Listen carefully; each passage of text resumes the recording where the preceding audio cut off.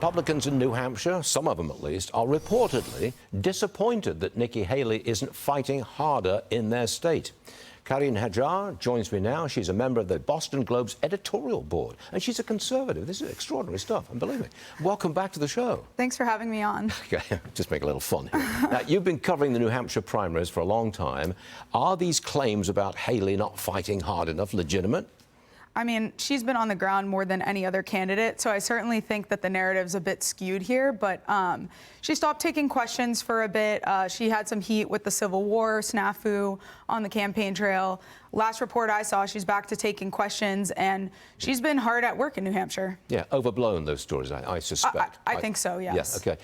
It looks like Ron DeSantis is walking away from New Hampshire and putting a lot of his team in South Carolina. Why did he do that? I mean, he hasn't. He's losing?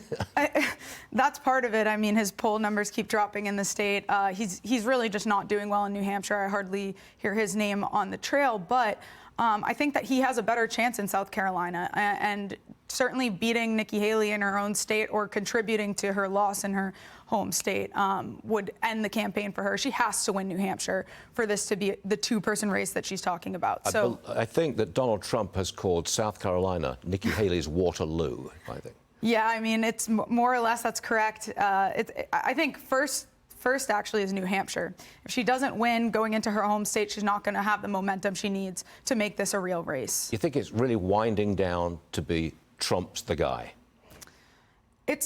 Again, it will really depend on New Hampshire. I think that's what the polls suggest right now. That's what Iowa gave those results. The national polls are giving those results. Nikki Haley's strategy, and Governor Sununu always says this, is to really win big in New Hampshire and take that momentum to break down the inevitability narrative around Trump. But Trump's going to win New Hampshire, right?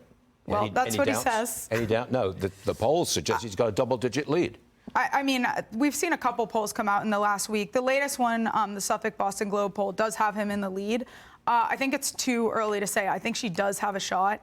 But like this whole race, anyone challenging Trump is facing an uphill battle. But I do think she has a shot. Okay, we'll see what happens. Thanks very much indeed for joining us. We hope to see you again soon. Thanks for having me on. A conservative for the Boston Globe. I just love